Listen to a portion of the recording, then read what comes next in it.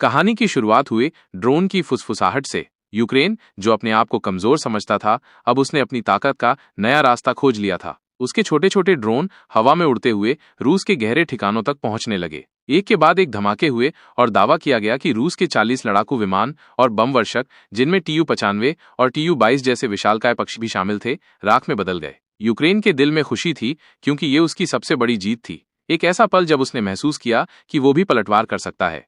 रूस के 34% रणनीतिक क्रूज मिसाइल कैरियर्स का नष्ट होना उसके लिए एक बड़ा झटका था। लेकिन रूस एक पुराने और शक्तिशाली साम्राज्य की तरह चुप बैठने वाला नहीं था। उसके दिल में बदला लेने की आग भड़क उठी। उसने जवाबी कार्रवाई की कसम खाई। खबरें आने लगीं कि रूस यूक्रेन के बड़े शहरों को निशाना बनाने की तैयारी कर रहा है, जैसे कोई शिकारी अपने शिकार पर घात लगाए बैठा हो। और फिर एक और भयानक बादल छाया जब रूस ने परमाणु हमले की धमकी दे दी। ये धमकी सिर्फ यूक्रेन के लिए नहीं थी, ये पूरी दुनिया के लिए थी, एक ऐसी चेतावनी जिसने सबकी नींद उड़ा दी।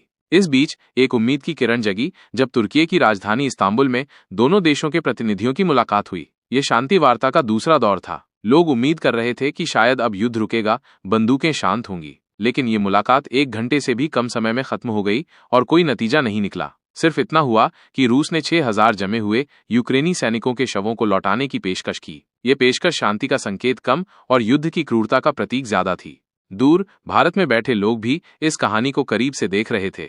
उनके चेहरे पर चिंता की लकीरें थीं। रूस और यूक्रेन के बीच चल रहे इस युद्ध का असर वैश्विक ऊर्जा बाजार पर पड़ रहा था। भारत रूस से तेल आयात करने वाला सबसे बड़ा देश बन गया था, और अब अगर युद्ध और गहराता है तो महंगाई आसमान छू सकती है। भारत को पता था कि ये सिर्फ दो देशों की लड़ाई नहीं, ये पूरी दुनिया की अर्थव्यवस्था को प्रभावित करने वाली एक बड़ी कहानी है।